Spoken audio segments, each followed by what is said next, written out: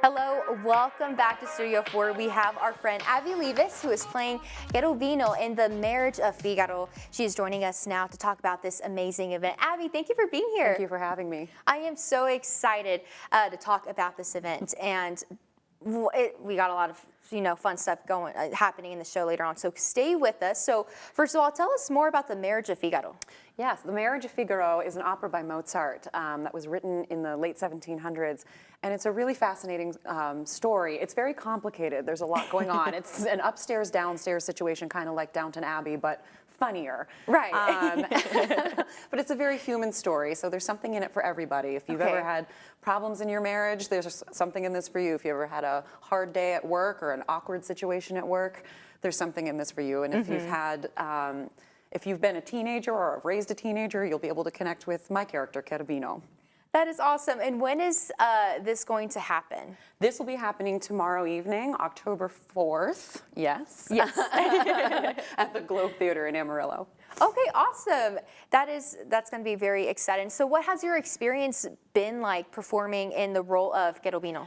It's been great. I've been having a blast here in Amarillo, and I've actually been singing Cherubino for about almost 2 decades now. He's one of my most performed roles, so I know him very well. Wow. But it's very interesting to be playing about a 16, 17-year-old boy. It's a lot of fun. It's similar to Peter Pan, where a woman is playing a young boy. But he's a lot of fun. He's a very sincere little guy, but he tends to get himself into a lot of trouble. Oh, okay. Yes, which is a lot of fun as a performer. Those are really fun roles to play. That's awesome. And what can our viewers expect from this? So on y'all's website, I saw that there's going to be some romance in there, some wittiness. There's going to be some romance. There's some love triangles, love squares even. Squares, okay. It might be a hexagon, I don't even know. But there's a lot of jokes and beautiful music. It really doesn't get any better than Mozart. And this cast is absolutely fantastic. We have some of the finest singers from around the country and even around the world. And they're all just perfect for their roles. Lots of fun and lots of beautiful music. That's awesome. And Abi, have you always had a passion to be a performer?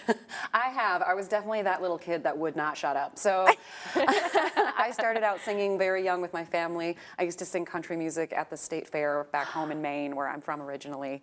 Oh, wow, you're far from home. I am far from home.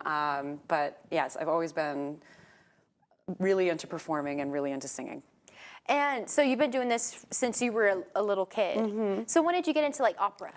You know, I think I was about 15, and I started taking voice lessons with my then voice teacher, Jean Strasdas, who I'm still very close with. And she heard me sing and just right away said, that's an opera singer, which broke my heart. I really wanted to be Liza Minnelli, but it's okay. I'm pretty happy with where I ended up.